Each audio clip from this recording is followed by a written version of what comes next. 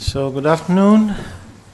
We will start now the panel 2 of this conference, and we will start with Ricardo Roque, who is the convener of the conference and also researcher here at the ECS, and who's going to present a paper called Arbiru at Atabai, History, Naming and Mythopraxis. Thank you very much. Yes, okay. Ricardo, please. Right. Okay. Good afternoon.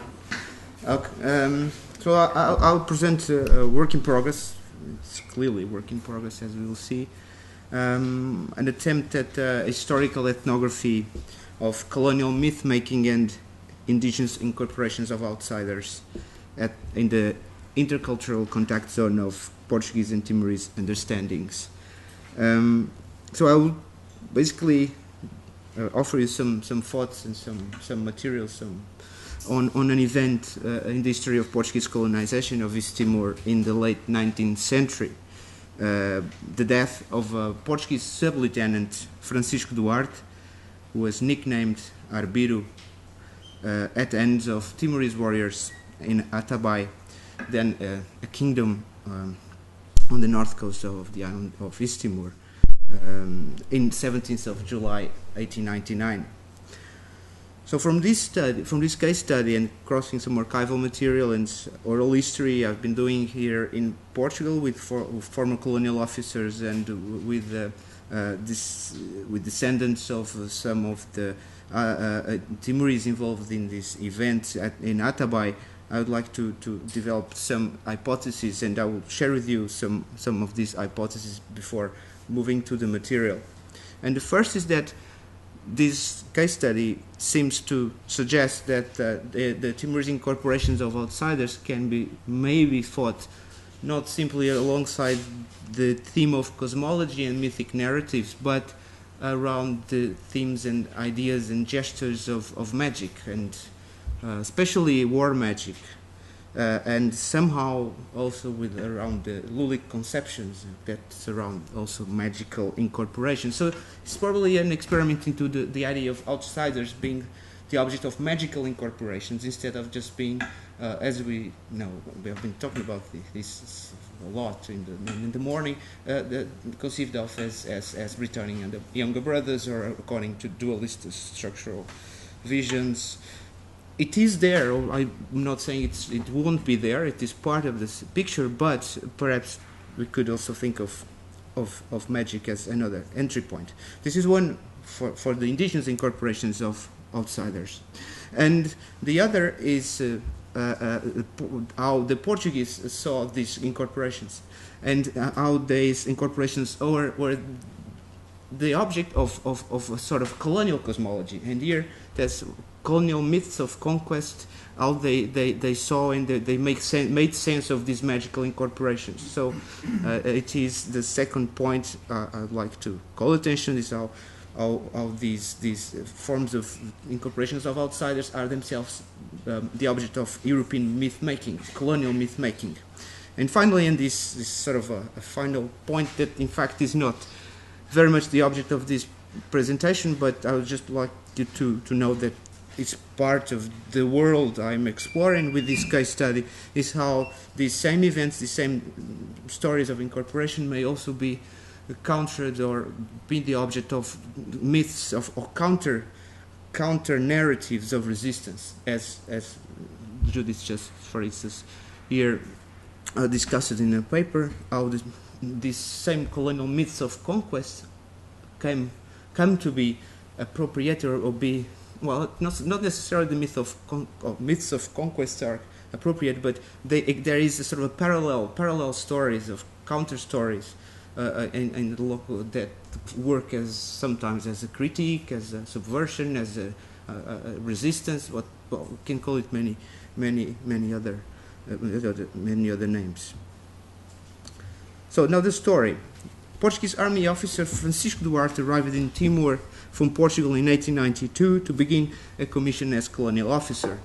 He was one among many Portuguese army officers from the Metropolitan Army that came regularly to the colony to take up positions as military commanders who were at the head of military districts in the interior. There he is. In the 1890s, colonial warfare in East Timor was in order. A state of hostility and military conflict prevailed practically every year, and the Portuguese were pretty much involved. Colonial campaigns of so-called pacification were waged against Timorese kingdoms or lineages, or supposedly challenged the government and rebelled against Dili. Duarte's reputation as army officer in command of Timorese irregulars, the arraiais and moradores, developed during these campaigns.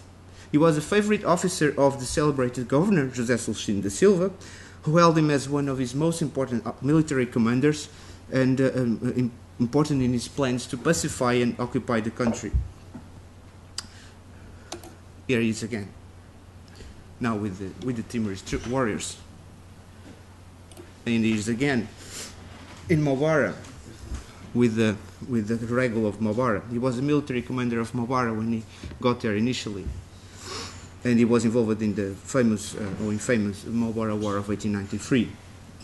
But he was famous too because apparently his reputation was not simply one forged by these colonial superiors or by the Portuguese. His reputation apparently also sprang from the fact that he and his figure, notably his name, had been indigenized.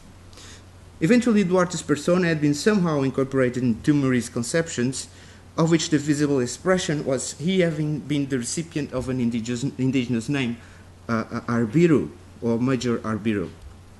And I will later on call some attention to this, to how significant this gesture of naming may be in understanding these incorporations. And I'll try to suggest that this term Arbiru entails the meanings of bravery and courage, but on the other hand, it also stands for the wild and the transgressive. And this is the meaning that, in fact, as we'll see, is concealed by the old colonial mythology. And it is this double meaning, or around this double meaning, that I think many interesting things may be explored about this figure. In 1899, in July, Duarte and an army of hundreds of Timorese warriors set a siege to the people of the king of Atabai, who eventually refused to accept to pay vassalage to Portugal. The Atabai people had sought refuge inside the virtually inaccessible caves of Buicari, a hilly natural rock formation in the hinterland of Atabai. There, men, women, children, elderly fought fiercely against the invaders.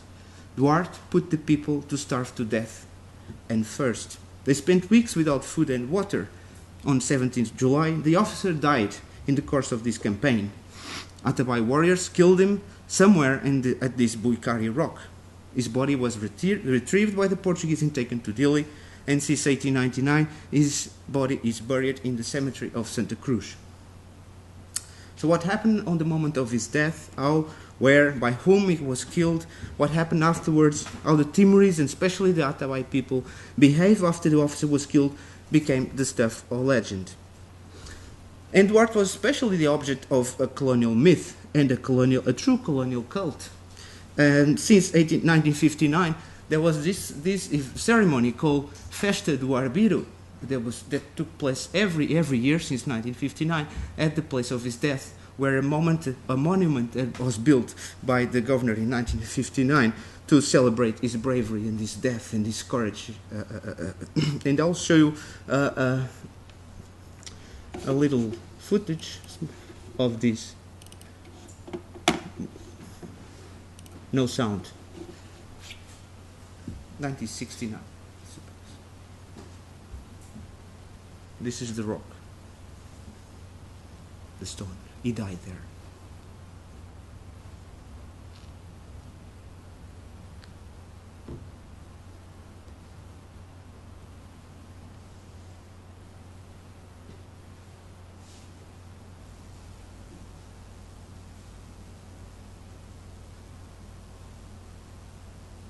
It is the cavalry of Atabai.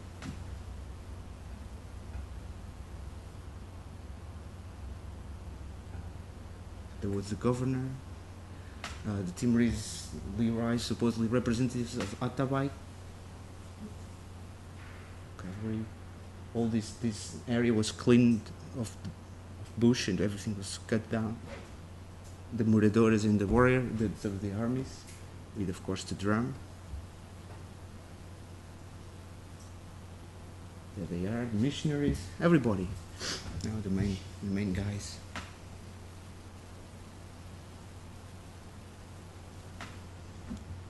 And so they built these stairs and they went to the stone and they put flowers on it.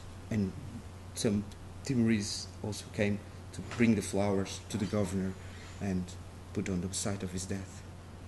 There were speeches by officers, governor.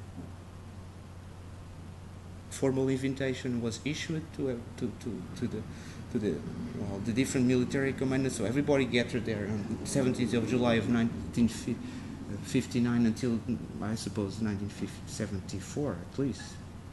This is from 1970. Okay, stop. Here, okay. So this is the so there you go.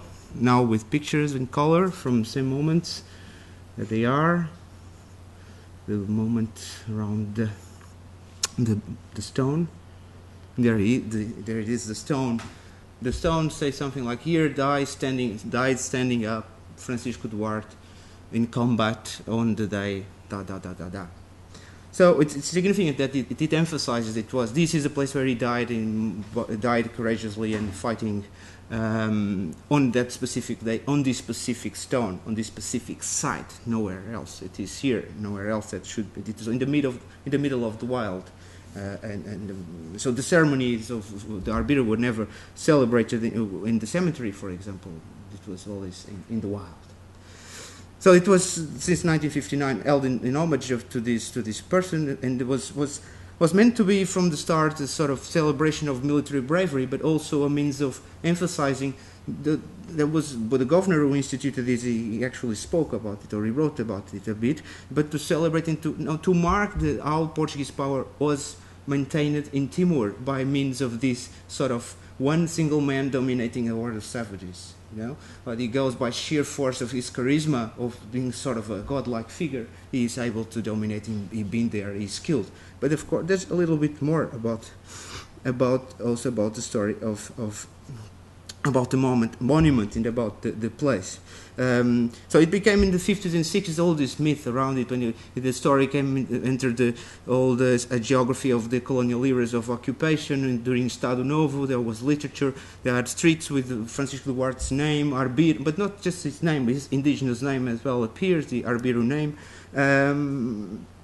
And since 2000 it also happened that it became the site itself, Buicari, a sort of a moment, a place of imperial nostalgia. So there was this pilgrimage by Portuguese who were in Timor sometimes went there. He died. Francisco Duarte, the Portuguese Empire. It was sort of sacred figure for the Timorese. So this is a bit of an imperial. That sort of reactivates all these ideas of Lusitropicalism and colonial imageries, etc. And the site was restored in 2000s, in the early 2000s, by a man called Rui Fonseca.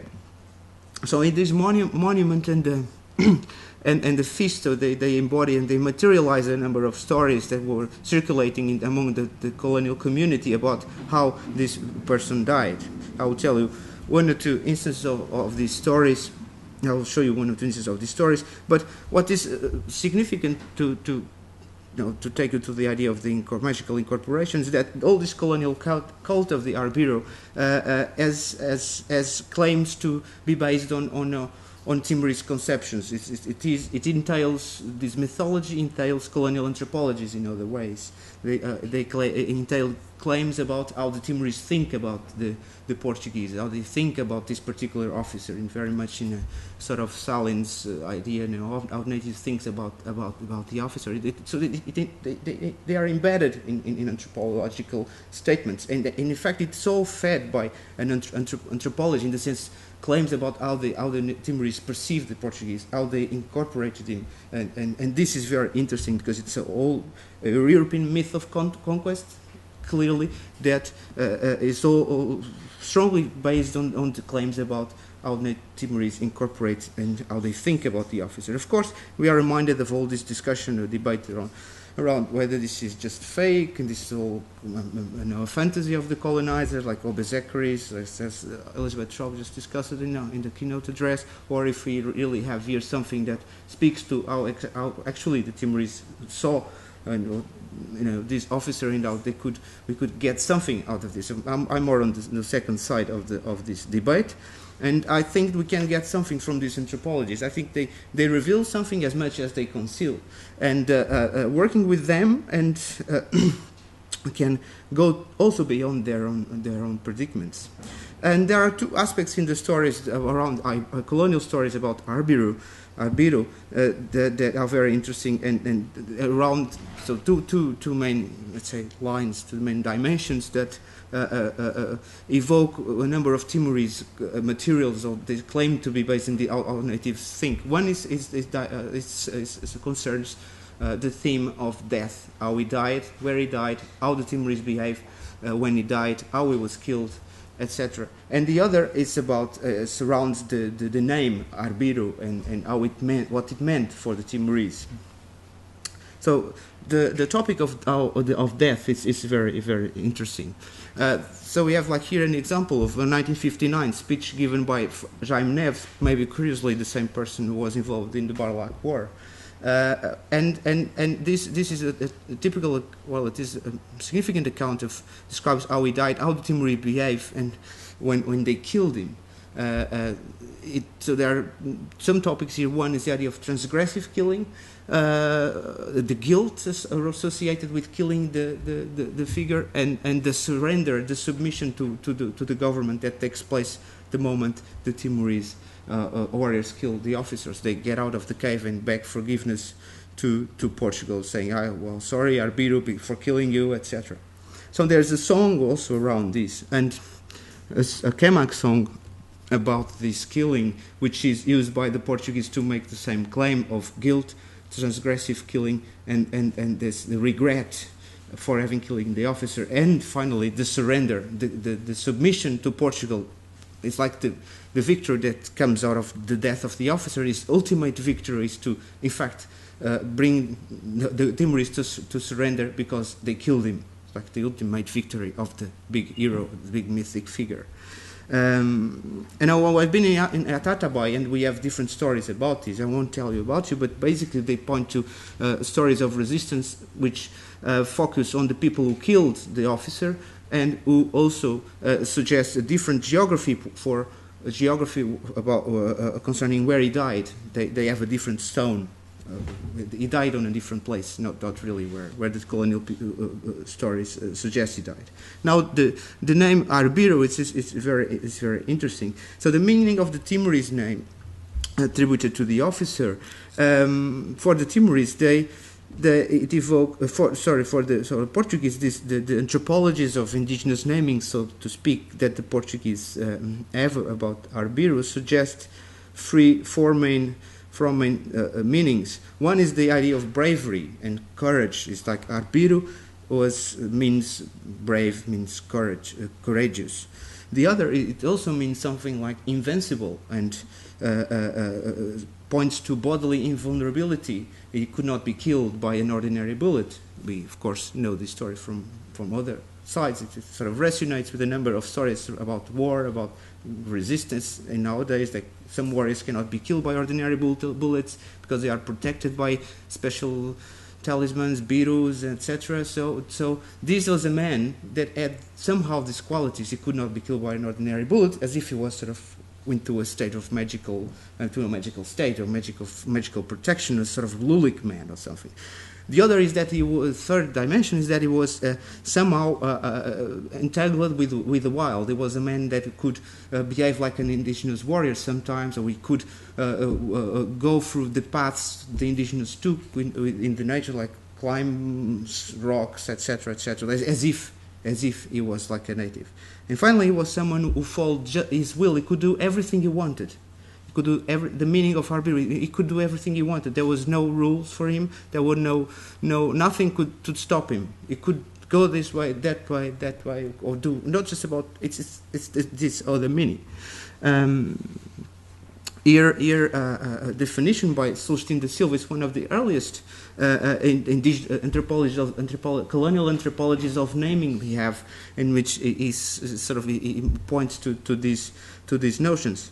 Of course, one idea that is not present, or it's not so clearly present, but at the same time can be read between the lines, is that Arbiru also points to running amok, being wild and do not attending to rules, being himself transgressive, being himself a person on the edge of something, of breaking rules, being transgressing, being a sort of a savage, basically. Someone is completely, almost antisocial, anti-society. I mean, he does not care. He goes. He's just a bit of a mad guy, a mad warrior.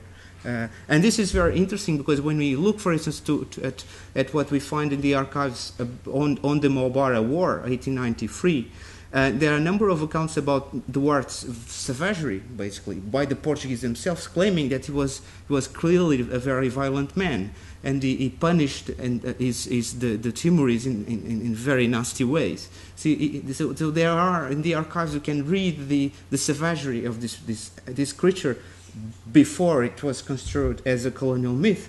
So you can go and follow this Arbiru meaning even within the archives, which is very, very interesting. So just to conclude, is that it seems to me that following especially this idea of the Arbiru, the name Arbiru and what it entails, the meanings it entails, we can perhaps suggest there is a slightly different form of incorporation of outsiders that are not just about or only about myth-making, origin myths, and bring barriers of order and rule, but stress more of these qualities of the wild, of the savagery, and point to magic being the form of taking possession of Portuguese outsiders, Portuguese people and Portuguese things, of course, and then we can, of course, and interestingly, war magic is one site where we could perhaps explore this with great interest. And I'll stop here so we don't take more time. Thank you. Sorry.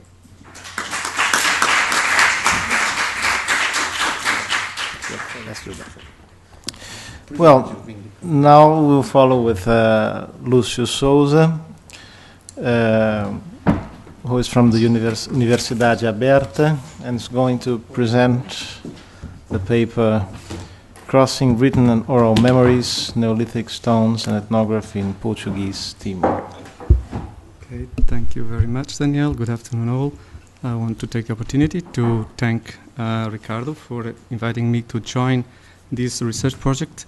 It's been very interesting to, after being so many times in the field doing ethnography, to go back to another way of doing ethnography, namely in archives, which has been also very interesting to me. I'm going to talk about a particular encounter also, not the kind of one that Ricardo spoke, not so violent, but also with certain degree of violence in himself. Perhaps by the way that both parties understood what they were doing at that moment.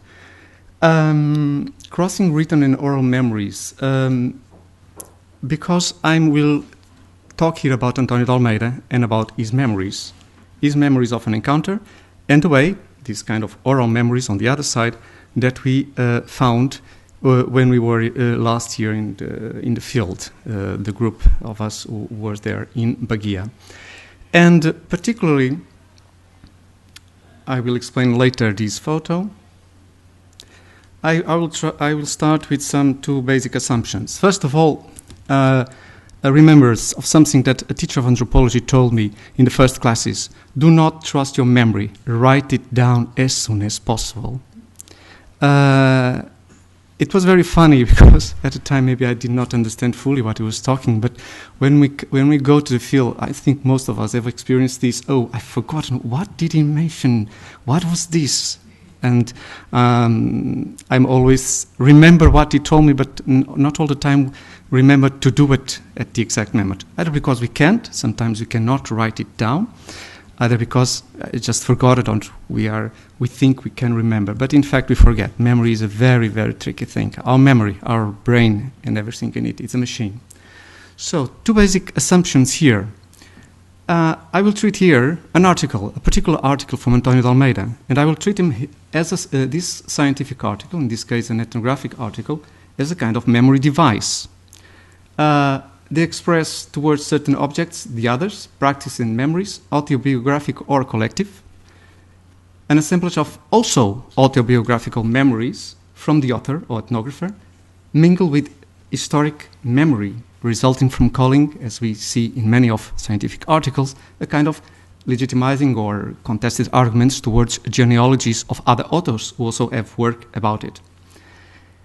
A second kind of assumption is that these scientific articles are also part of a discourse of power,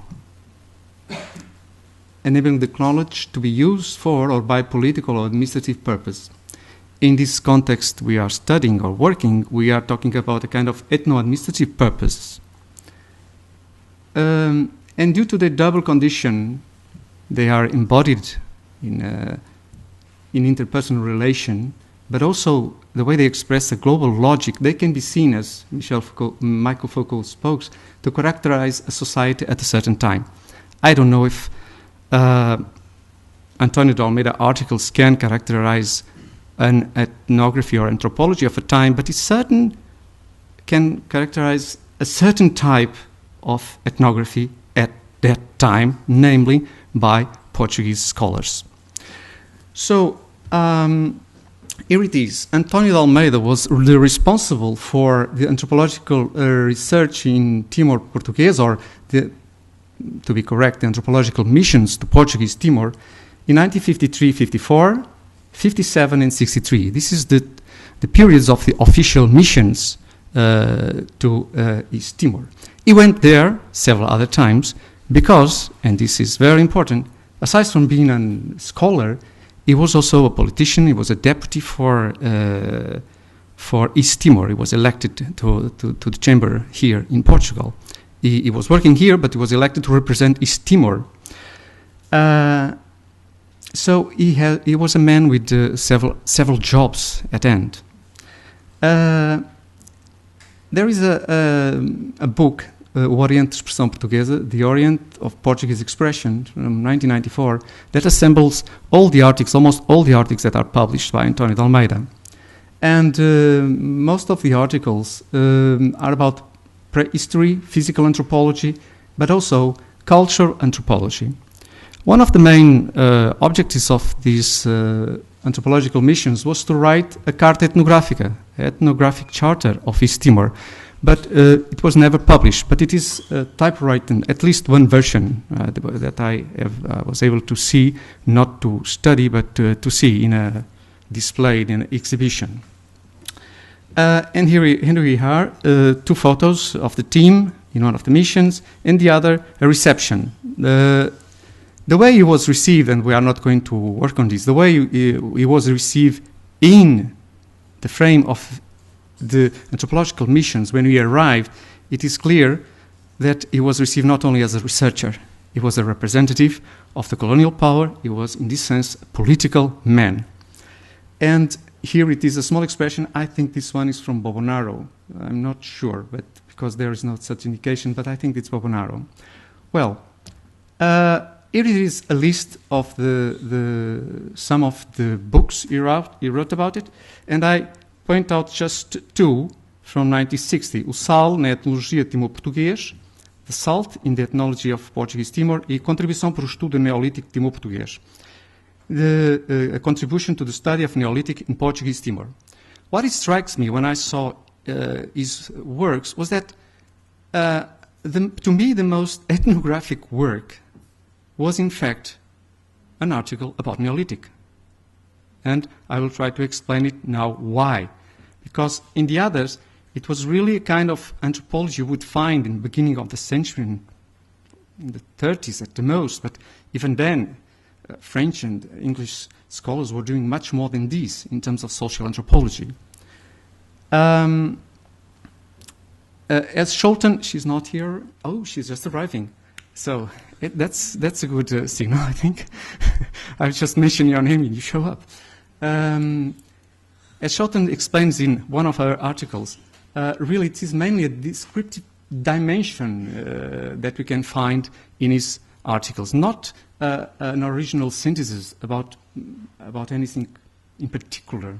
But he tried to write it down, everything he looked for.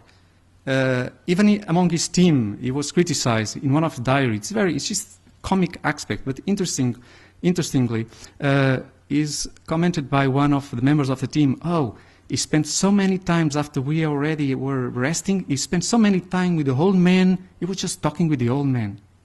Kind of critic, but it shows something that at least he was interested in doing this kind of thing. So, what is these two articles have in particular? They depict, particularly the contribuição para o estudo neolítico, a specific encounter, the Afalikai encounter, as I call it, that took place in 1977.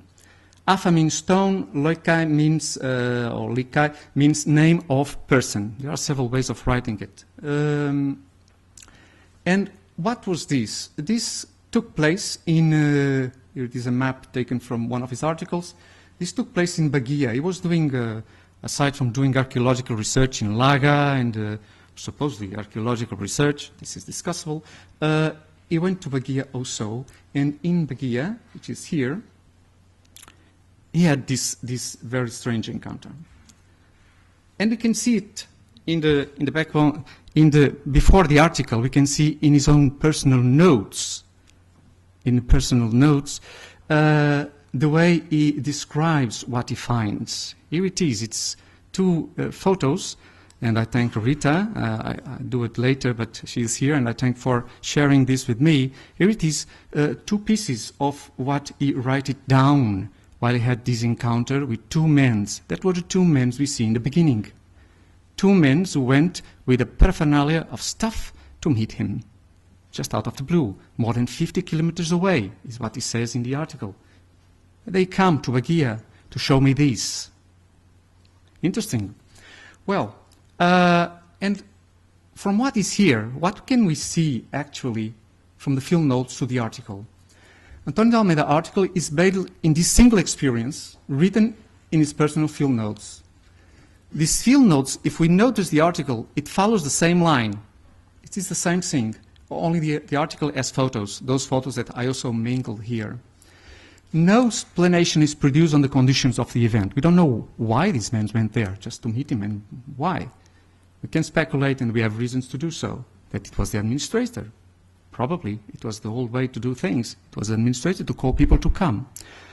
Why in particular these men from 15 kilometers away? Why didn't he went from Baguia just to the place where this paraphernalia was? Well, the article briefly comments on the circumstances of the meeting, the persons who brought the objects, and the objects themselves. Of the objects, the most attention was given to these stones that he considered to be from Neolithic times.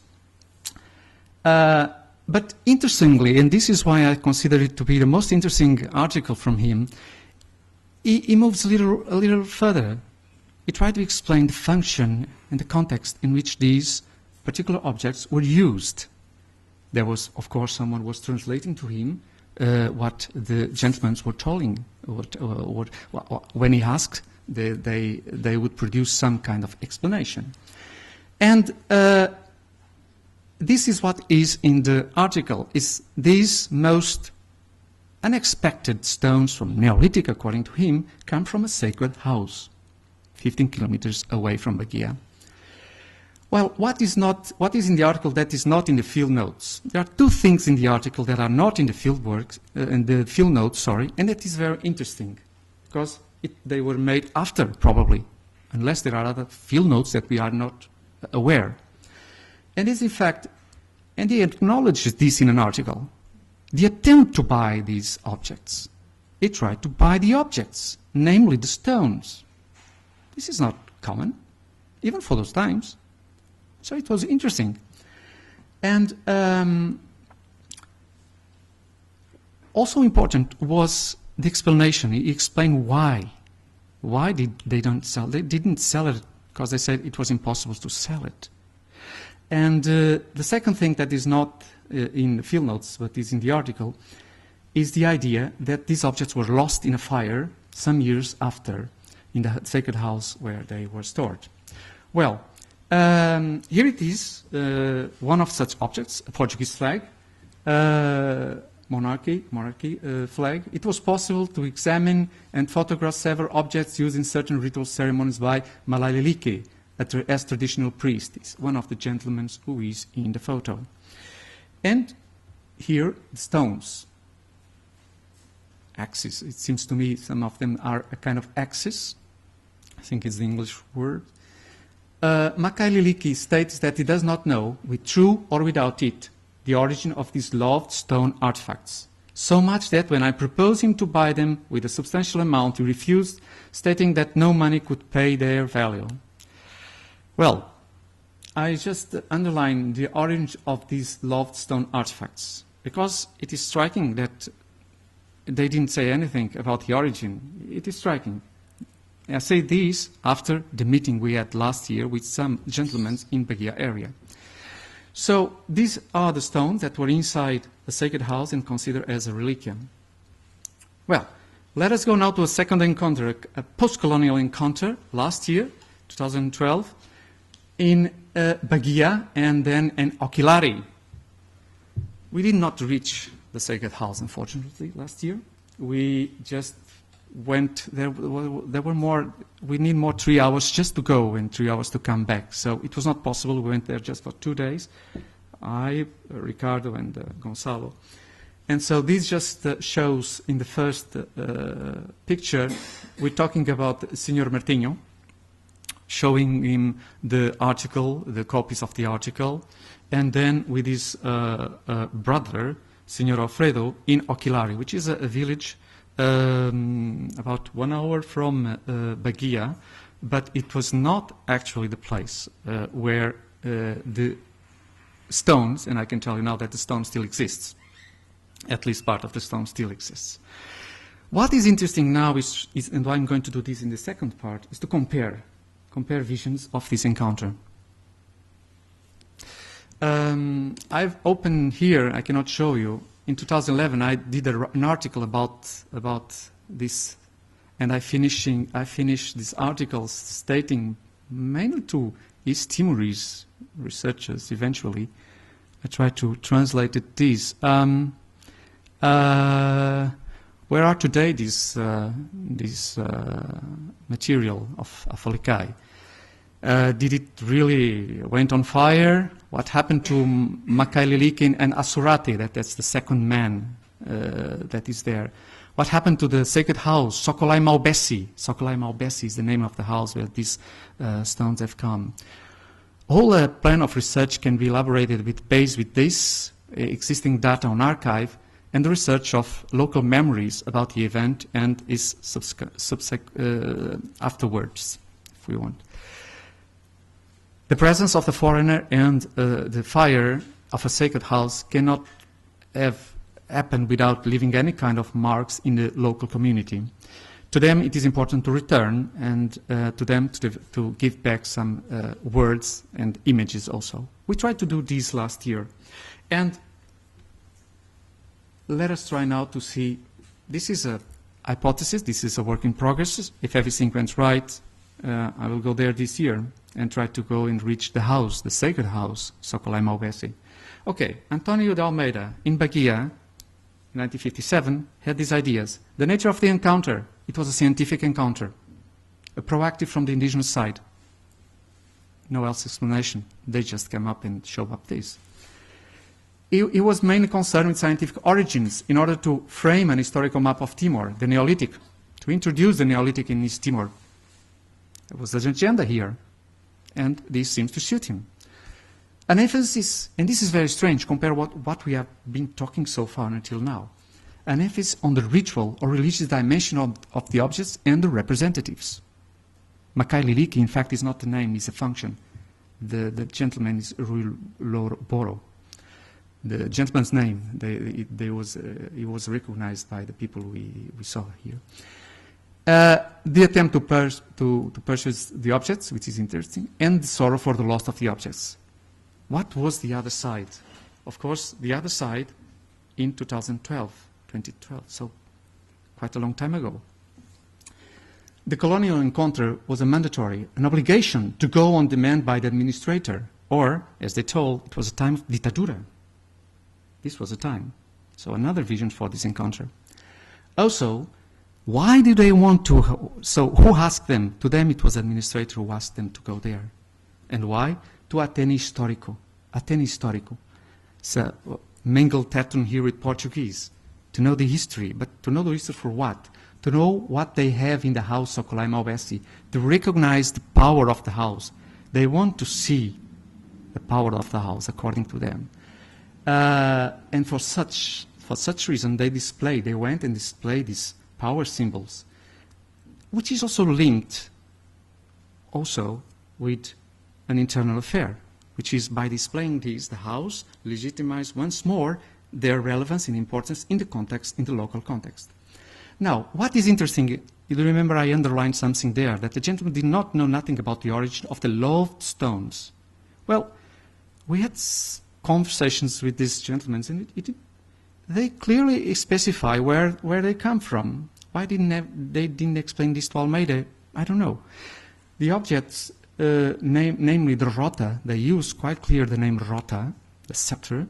Of course, the stones themselves are rota. The names are rota. They make a political pose. The way of the rota, where did it come from? We managed to grab some, namely to Luca Vikeke. But they didn't go as far more than this, at least the gent we talked with. But there is an idea about where they come from. And it's very weird to the positions of the men who meet Almeida that they did not know this at the time. Very weird. So this was also for them an opportunity to reaffirm the power of the house. In fact, and this was an ethnographic finding, it's not one house, it's two houses. We are here, so the hierarchic situation, Sokolai, which is the male house, and Maubesi, which is the female house where these goods are kept and stored. And for them it is interesting, they do not remember this fire in the 60s of the house. To them, the loss of some part of the objects, mainly the flag and some other items, were associated with 75, with the events of 75. So it kind of maybe had blurred all the past, don't know. So, just some ideas. As a memory, the article provides a portrait of an era in Portuguese anthropology and Portuguese anthropological missions, an anthropology where politics were kept aside from public displays, not concerns, from the part of Almeida. He was interested in the politics, internal politics of Timor. It was, but it was not in the articles, this. It was in other letters he made. Can we infer, this is also a kind of theoretical or methodological question we can stay to think about it. Can we infer from today's memories, reconstructions, that the same concerns were present at the time of the encounter? Should we worry at all about this? It obliges to work representation discourses that are in fact discourses and narratives of power. So the third encounter will take place, we hope, in Buibela. That is in fact the place, finally, we found the name where the house is located, is in Buibela. So let us see in 2013 if we have the opportunity. Thanks to Rita Poloni, glad you were here, and obrigado, Barak.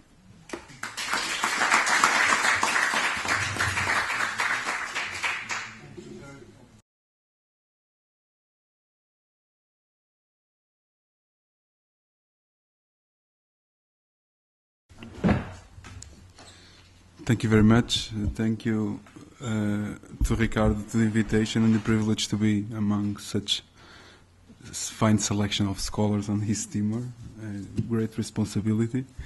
As was said, I'm at the moment doing a PhD on Timorese issues, and I just came back from East Timor where I was doing some field work, and I'm planning to talk a bit about that, my experience and how the materials I collected in the Portuguese Colonial Archive dialogued with my field research in East Timor, specifically in Ainaro in this case.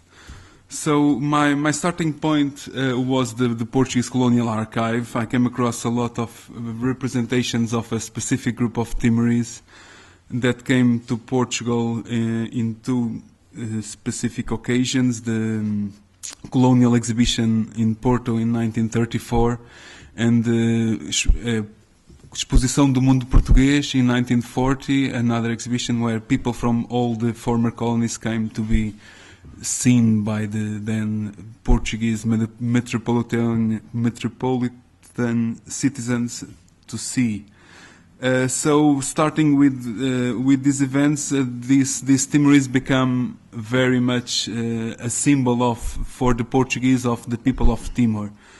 Even more so after 1943, when this family were killed during the Second World War, Japanese invasion of East Timor, and they died, and they become a big symbol of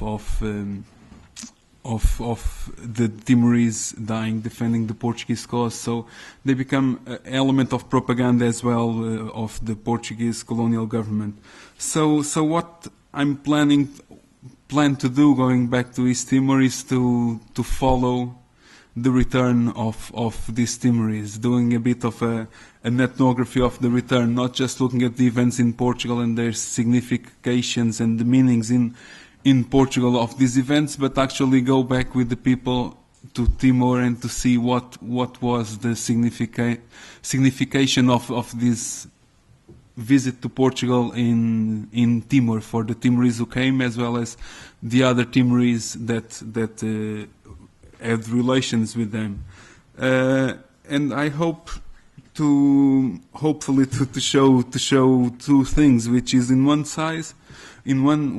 first maybe try to show the colonial narrative as it was presented, which is very much based on a reification of these Timorese and showing the strong relation they have with the Portuguese colonial administration, and a very much linear narrative is in reality a lot more complex than that, and there's a lot of Timorese relating with the Portuguese, is not just a unilateral figure. And secondly, I would like to show that these ruptures on the kind of the paradigm on one way discourse can actually be perceived in some of the materials to be found on the Colonial Archive. And for that I'm hoping to use a specific work of Capitão Simões Martinho, which lived for 25 years in East Timor and have a big book on this group of people. So I shall move on and hope everything goes well.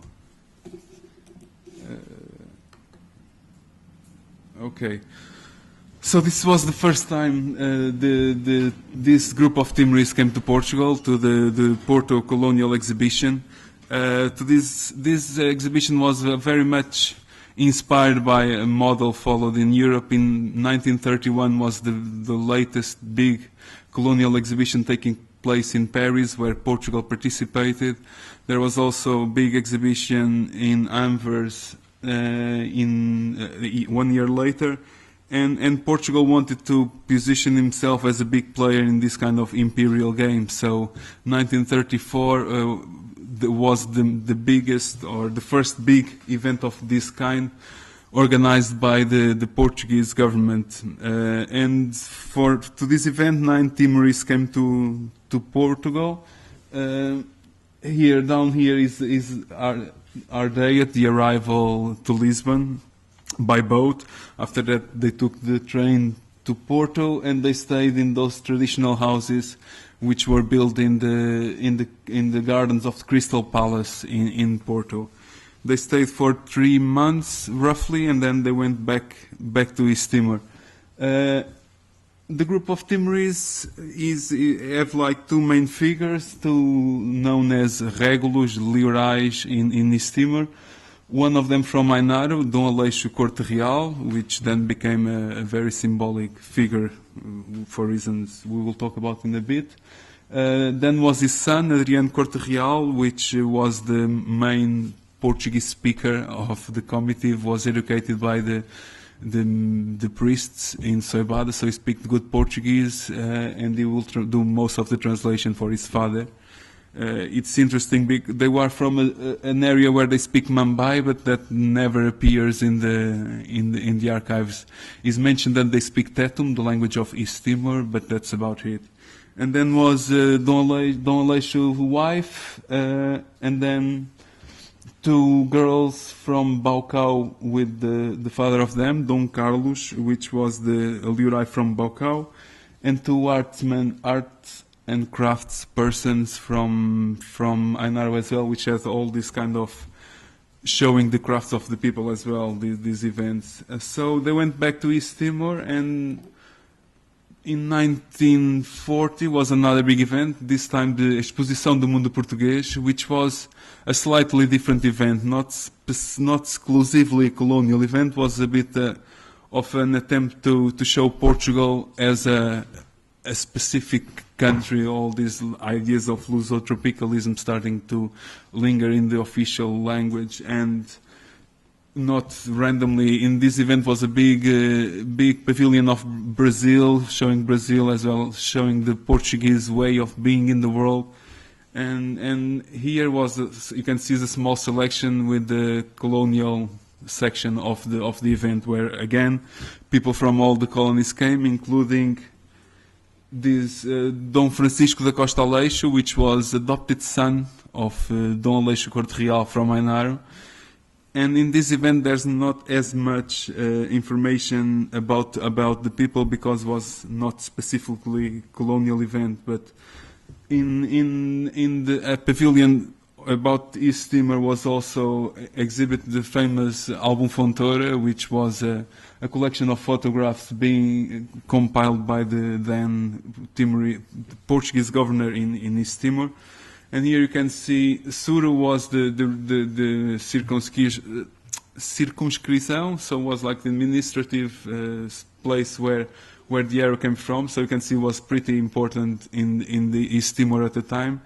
And at the first part of the album we have photos of this type, which have like different groups, ethno-linguistic groups, showing men and women in the kind of anthropometric style photographs. And the second part, you have a lot more prestigious photos. Here you have Dom Aleixo Corte Real and his wife, son, and the son's wife, and three grandchildren, which are like a lot more prestigious. He's the one who came to Porto in 1934, and here photograph made in Ainaro. And here is a more people from Ainaro of his family, but in the album there's no information about who these people are. They just appear, and going to Ainaro you actually identify some of them, but in the album there's just Timorese warriors, something like that. Okay, at the time, interesting, some foreign visitors came to Portugal and were very impressed by the fact that Europe was at war, starting a big war, and Portugal was doing a big party, throwing a big feast, showing the world. Unfortunately, to East Timor, this peaceful time was not a reality, and soon after, the Timorese was first invaded by Australian and Dutch forces, and then by Japanese. And in this event, these people who came to Portugal, they declared themselves always fidel to the Portuguese government, never surrendered to the Japanese, according to the colonial myths, as well as like what people still say, that they actually never surrendered to the Japanese occupation, and in this was like highly exploited after the end of the war, when the Portuguese went back, and was like they built big monuments. So here we have the big monument in Ainaro where Dom Aleixo's head is lying, built after the end of the war. And here is in Atudo, Leo Lima, Atudo head, where the second Dom Francisco came. the one that came to Portugal in 1940, where he's buried. So, and this is where the family died. And this was a good story for the Portuguese government at the time. And here you can see, like, this was like the notes in East Timor gained the face of Dom Aleixo, the Timorese who died for the Portuguese cause. And this is a primary history of Portugal book, and it tells the story of the old Timorese who never surrendered to the Japanese and died defending the Portuguese cause. So I want to talk about this story. My idea was like to take a bit this story back to Timor and see what was this all about. Why these people accepted to come to Portugal? Who are these people? What were their motivations and what they gained or lost to come to Portugal? And I'm planning. I'm using the work of Capitão José Simões Martinho because I believe with this we can see two things of the history. On one side, because it was published in 1947, so just after the end of the war, was kind of very glorifying the life and the death of the Timorese Régulo Dom Aleixo Corte Real. So it was a very kind of mythic, building the myths kind of book. But I think it also shows us hints of other elements that that allow us to understand the multiplicity of versions in East Timor. So once you know the reality, you come back to the book and you see a lot more than you see in the first place. So I would like to go with you a bit on this. So just to say, Simões Martinho was a military, went to East Timor in 1912. At the time was a big rebellion. He fought a bit in Oekusi by the end of like the Manufai War. In Oekusi was a rebellion. He went there to fight. Then he stayed around 25 years in East Timor. And in 1934, he was the first civil administrator of the then created Circunscrição Civil do Suro, headed in Ainaro. So was like the administrator of the civil circumscription of Suru. So just to move on, in this book he says like Suru was pacified in 1900s, being pacified. I'm not sure what does that mean, but it becomes under the influence of the Portuguese colonial administration for sure. And he says that at the time the two main families of Ainaro were the ones of two people called Naikau and Naikoso, two big people. Naikau's name is here, the other one is not, but it should be. So when the Portuguese got there, there's like this family. But at the time, it says Suru was still dependent of Atsabe jurisdiction. So the head of Suru will have to go to Atsabe to receive instructions for the Portuguese colonial administration. And in 1907, the Régulo of Atsabe died, and the head of Suru, Naikau, goes to asks for Suru to become independent and becomes like a recognized Régulo kingdom, let's say. In 1912, there's like the big rebellion of Manufai, the people of the south coast of the island and a bit everywhere rebels against the Portuguese rule, and the people in this area, Ainaro, Suru, fought alongside the Portuguese, and they were very important because it was the road going from Dili to the south coast, so they were very essentials in this kind of support to the Portuguese, and they were well rewarded after the war. Their kingdom became a lot bigger. Manufai loses Ablaifu, Leolima, and Foilico, which become the southern part of today's Ainaro district. Bobonaro loses Casa, which now pertains to Ainaro as well, and Aileo loses Aitutu to the military post of Atubilico. So the kingdom expands a lot after this war. Okay, I'm gonna move on a bit. But after the war, Dom Aleixo Corte Real, back then called Naiceso, becomes the head, the king, well, Liurai, what they call Regulo of Suru, due to the death of his cousin Naikau. The book talks about a very interesting intrigue that happens before 1931. It doesn't specify the time, but when Dom Aleixo was Regulo, he was accused of a murderer and was eventually arrested. But he says, the author said that was a conspiracy and was like two families of the kingdom, which happens to be the descendants of the former kings, Naikoso and Naikau, conspired against him for him to be accused of a murder which he didn't commit it. And eventually he managed to leave the prison, and it's interesting what Simões Martins says in the book, that he quotes him as saying, "I do not want my people to suppose I am begging the leadership of Suru and that I am a Regulo only because the white people want so.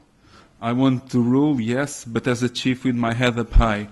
I think it's interesting just this to be mentioned. The fact that it's mentioned, it reveals that was a possibility. People think that at the time, which is quite interesting. But he comes back from the prison, Martinho says, a lot more soft, and the missionaries managed to baptize him very easily after that. So he's baptized in 1931.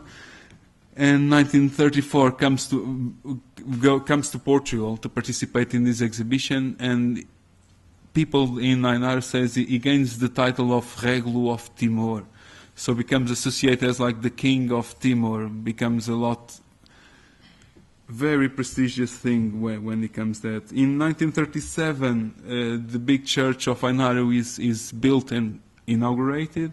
1940, his adopted son comes to Portugal. In 1943, he is killed by the Japanese after a trial where two Timorese accused him, and the author refers to Siributi from Betano, former Manufai kingdom, and Cabo Berry from Matudo, which was also lost to them after the Manufai war. So what I would like to show with this, so this is just to situate the area in East Timor. So you have Dili, south of Dili. This is more or less presently Ainaro district.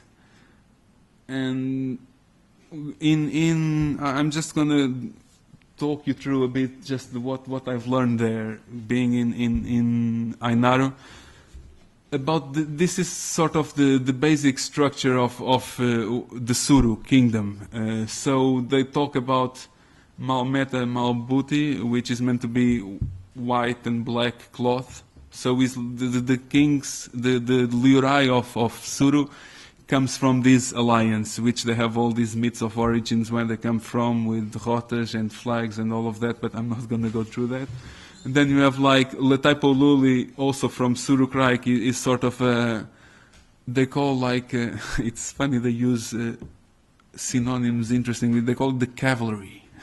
The guys who do the transition between the people and the kingdoms.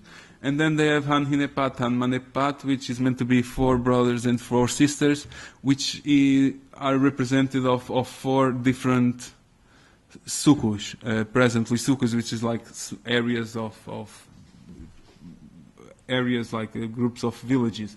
With Bismau Dasikoli being the first, this is like a series of 4 couples, brothers and sisters, which respond to the king and kingdom. In yellow here we have like Surukraik is where the kings, or the Liurais, as the story goes, would live, and then you have like these 4 sukus which have like relation to Surukraik, although they themselves have like a local structure of power with their own Liurais, but there's like a alliance to what they call mother and father in an Aman. And then this presently Ainaro also has Casa and Maununu, which was Bobonaro until the Manufai War. as well as Atudo, which belonged to Manufai during this at the war. And just briefly to come back to the works of Simões Martinho, just the two accidents he talks about, like first the prison of Dom Leixo when he's arrested. His prison comes from accusations of someone from Malmeta and someone from Darha, which were the former kings of Liurai, and they were excluded. So they were excluded, and they weren't happy with that. They tried to kind of gain power back, but they didn't manage. And there's like some texts at the time saying that the prestige of Dom Leixo was very low, so it was important to do something to actually increase its prestige. And I believe this was possibly one of the reasons why he was brought over to Portugal, and coming to Portugal did increase a lot his prestige locally. And the other thing is like the people who actually participate in the Second World War against the people of Ainaro and participate in the court that actually got them killed were like from Betano, Atudo and Betano, which kind of shows that these movements of people not being happy with each other kind of go backwards and forward. So